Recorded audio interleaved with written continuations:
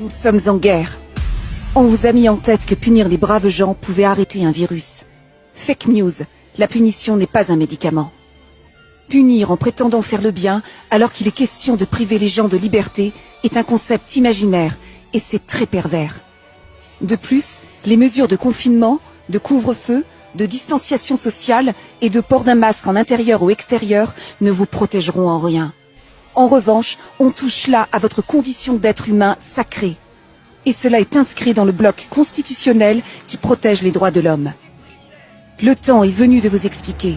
C'est du sérieux à présent. On vous ment depuis le début. Je vais vous aider à comprendre en ne vous citant qu'un seul exemple. Les dépenses Covid-19 pour confiner la population.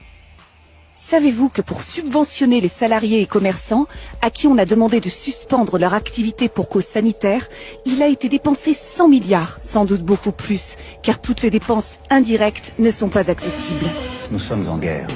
Savez-vous que cela est plus que le budget qui aurait été nécessaire pour avoir des soins de qualité pendant 30 ans, avec 100 hôpitaux flambant neufs, salaire du personnel soignant inclus, charges incluses. Pensez-vous qu'il s'agit vraiment de protéger les gens ? Pensez-vous toujours que le gouvernement veut votre bien ? Pourquoi ne comprenez-vous pas ce qu'il se passe ?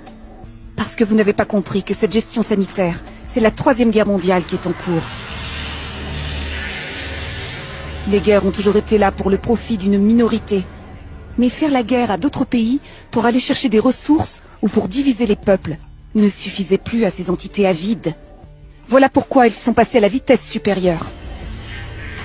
Il y a quelques années de cela, ils se sont mis d'accord. Ils avaient des postes clés dans plusieurs pays d'Europe, outre-Atlantique, Asie et Grande-Bretagne. Ils devaient s'organiser pour faire la guerre à tout le monde, toute la planète en même temps.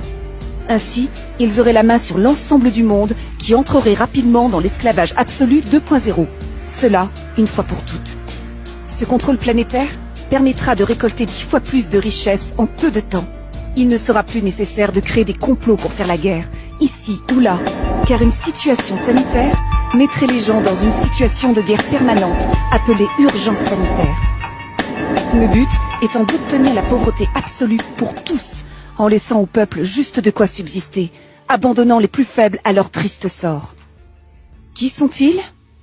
Il s'agit des globalistes, ceux qui ont toujours dirigé le monde et qui sont au-dessus des multinationales, des industries pharmaceutiques et des banques centrales américaines, une minorité très puissante.